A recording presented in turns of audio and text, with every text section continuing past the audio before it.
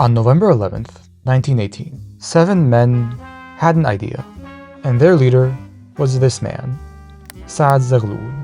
These 7 men wanted to go to Britain's representative in Egypt and ask him for a request to end London's, quote, protectorate over their nation and for participation in the Paris Peace Conference.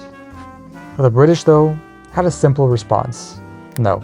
But little did Britain know, however, that this simple response would incite a massive revolt in one of its most important colonies.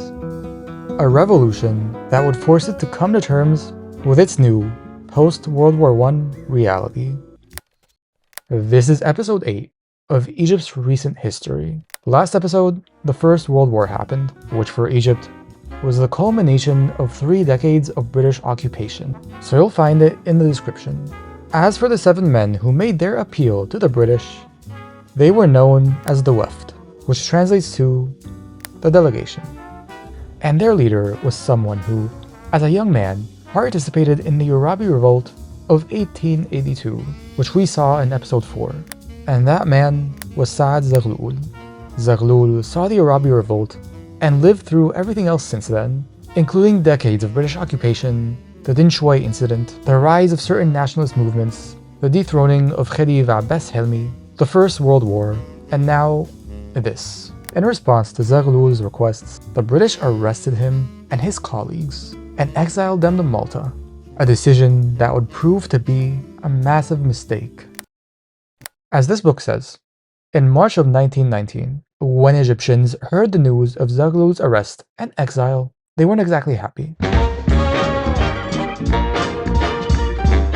First, university students left their classes and launched mass protests against the British. Then, the students from Al-Azhar joined them, and then the rest of the masses. After that, tram and taxi drivers also went on strike, effectively stopping transportation in Cairo. Shop owners also closed their stores, out of fear that rioters would destroy foreign-owned shops. Protest leaders in response apologized for aggression shown towards foreigners, saying that they appreciated the foreigners and only intended to launch a peaceful protest.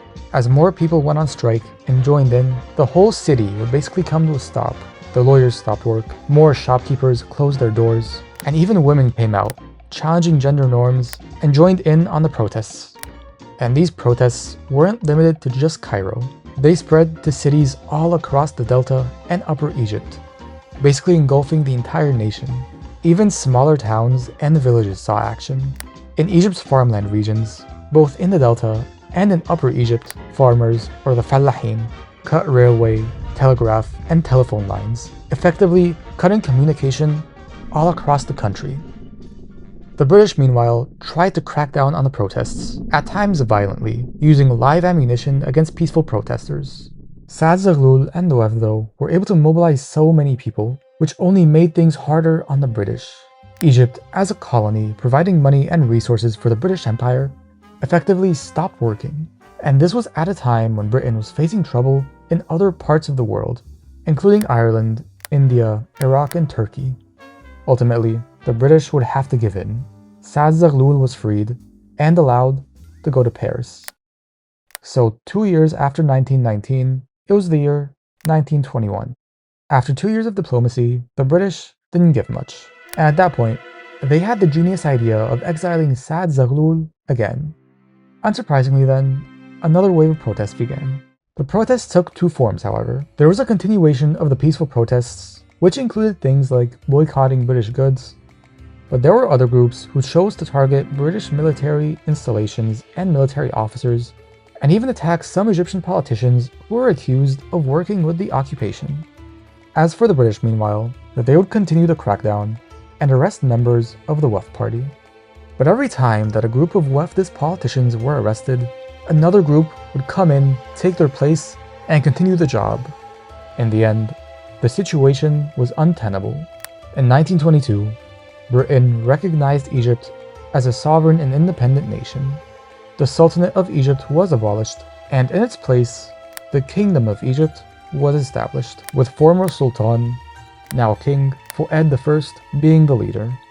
The Kingdom of Egypt was a monarchy with a parliament, and the Wafd Party would play an important role in this parliament. The Wafd now had the ability to exercise a lot more power and participate in genuine parliamentary elections. But this new state and this new system had a few major flaws. For one, the king was still a very strong figure and was still basically the strongest man in the nation, second only to the British, who still exercised heavy influence over the Egyptian state. This independence would be more nominal than real. But in any case, the revolution would usher in a new era in the country's history, an era known for its openness, tolerance, and artistic liberation, a time known as the liberal era. And that era will be seen in the next episode. So until then, thank you for watching.